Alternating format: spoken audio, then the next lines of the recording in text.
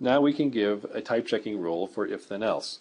So the first thing to notice about if then else expressions is that they do not affect the environment. And if then else neither introduces nor removes any variables from the environment, so all the sub-expressions are typed in the same environment as the entire expression. Now the predicate of the if then else E0, well, that should have type bool because that's our decision whether we're going to take the true branch or the false branch. But then the two branches can have different types. E1 just has to have some type T1 and E2 just has to have some type T2. So notice again what this is saying. This is just saying that E1 and E2 do have to type check. They have to be type correct, but we don't care what the type is. The type can be anything. And then the type of the entire expression is just going to be the least upper bound of T1 and T2 because that's going to be the best estimate we can give to the final type of the expression given that the true branch might return T1, something of type T1, and the false branch might return something of type T2. The rule for case expressions is the most complex one we've seen so far, but really it's just a glorified if-then-else, and it's relatively easy to understand if we just pull it apart. So let's begin by reminding ourselves of what case does. First of all, it looks at E0, it evaluates E0, and then it looks at the runtime type of E0. So it takes the dynamic class of E0, and then it looks at the first branch.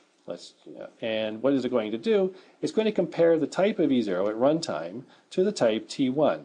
And if T1 is a supertype of the runtime type of E0, and in fact it is the smallest of all the possible branches, it's the smallest supertype of all the possible branches, then it's going to pick this branch. It's going to bind x1 to the value. It's going to give it the type T1. So it's going to bind x1 to the value of E0.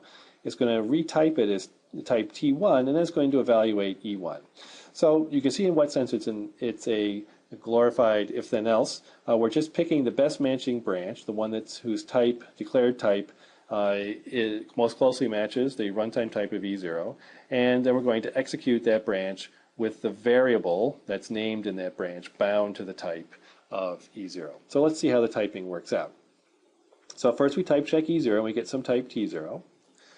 And now what's going to happen? Well, if we select the branch, the first branch, well, then we're going to take the environment and we're going to extend it with the new variable x1, which is going to have type T1. And so we only take this branch, remember, if a runtime type of E0 matches T1 most closely among all the branches. But if we do take it, then we're going to execute E1 in this environment, and we'll get back something of some type T1 prime. And similarly for all the other branches, until finally the last branch, which is exactly the same as the first one, just with the letter N replacing the number 1. And so since we don't know which branch is going to match at runtime, it could be any of the branches that actually executes, and therefore the type of the entire expression is just going to be the least upper bound over all of the types of the various branches. And here I've just extended least upper bound from a binary operation to an n-ary operation.